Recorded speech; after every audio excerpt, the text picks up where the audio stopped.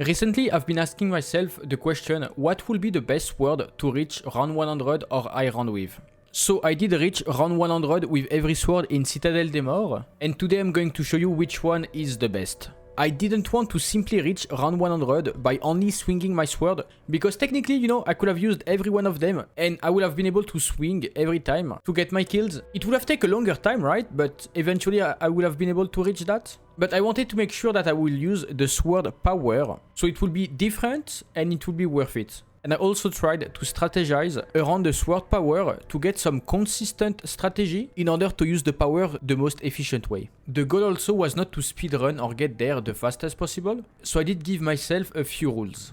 First one will be that most of the kills had to be done with the sword, so I will not use any score streak, with the exception of using the chopper gunner not to kill zombies, but as like to save me if I ever get cornered or if I ever get stuck or one shot.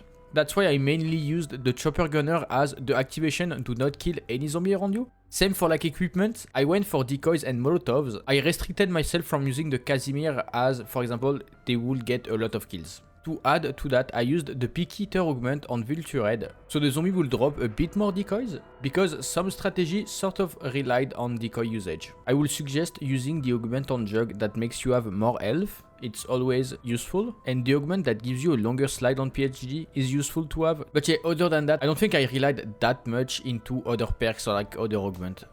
Now for the location, I obviously decided to use the spawn room as like my training room, because I'm sure you all know the castle is not the safest place. It's not a super safe spot as it's melee only or like mainly melee. So of course I had to have the safest spot on the map, which is spawn in my opinion. I'm kind of sad that I was not able to train zombies somewhere else to have a different spot to use for each sword. I think the issue is also with the fact that the zombie respawn super fast the moment you leave an area. So there's no really safe way to train zombies and then move to a safer spot to try to either kill them or use your sword power. So because they respawn so fast, you have to stay on the same area. Again, the castle is like super unsafe. But yeah, now time to rank the sword. So it's going to be from worst to best one. So at number 4 we have obviously the electric sword. I can do it, right, if I just do that. Run around, stay safe and swing. You can do it, right, but I'm not using the ability. The goal is to use the ability and see which one is the best. Right now there's technically not really any tactics where I can use my ability easily. So as you saw in the clip, I was talking about the fact that there was not really any tactics because the electric sword is a bit weird. I tried some like decoy strat inside the bar trying to like recharge my power, but overall that's one of the worst power because all of the other sword power are like instant, right? You do one animation for like half a second or like a second and you can go back into running mode. This sword, you have the laser or like, you know, the attack that lasts a few seconds where you cannot run, you will probably get hit. If they're not packed up properly, you might get killed because of that. By the time you kill a few zombies, a lot more are going to respawn around you. So that sword is a bit annoying to use and that's why it's like the worst one. I could have maybe been able to get round 100 if I, as I said, ran around, swung, run around, swung. But the goal was to use the power and the power is like very weird to use. That strategy also relied way too much on decoys. I had to have like 4 to 5 decoys per round, so like a few of them dropped from the zombies. And also whenever I was out of decoys and didn't have my sword power anymore, I had to use an intershroud to go away. Sometimes I would be able to slip out of the bar, but most of the times I would get stuck. So the strategy is super unsafe. I cannot lie, I think I didn't reach the round 100 because I did all of the others in one game. Like first attempt I did all of them, but in the span of like just a few days back to back, so I think it sort of felt a bit too much at the same time. But again, even if I took a little break, I would have been able to reach that round 100 hardly, and it would have been a bit of a pain regardless. So yeah, the number 4 spot is more than deserved, and in my opinion it's one of the swords where you cannot really use the power, especially at higher rounds. Coming in at number 3, we have the Void Sword.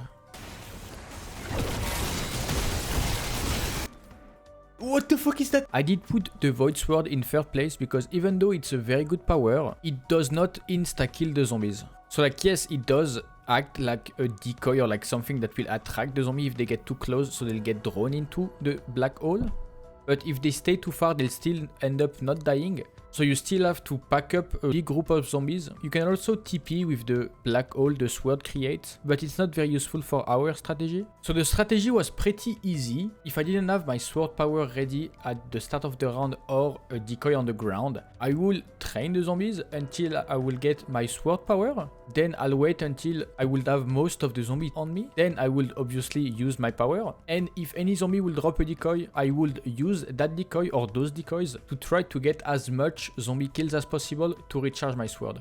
Most of the time, if there was no special zombies, I would be able to get my sword power back in 1.5 decoy, I want to say. So most of the time, 2 decoys will be more than enough to get my sword power again. So it will be like sword power, decoy, decoy, sword power. And if no decoy will drop, I will train the zombies around, getting the kills while I will run. And I was able to get my sword power again pretty fast.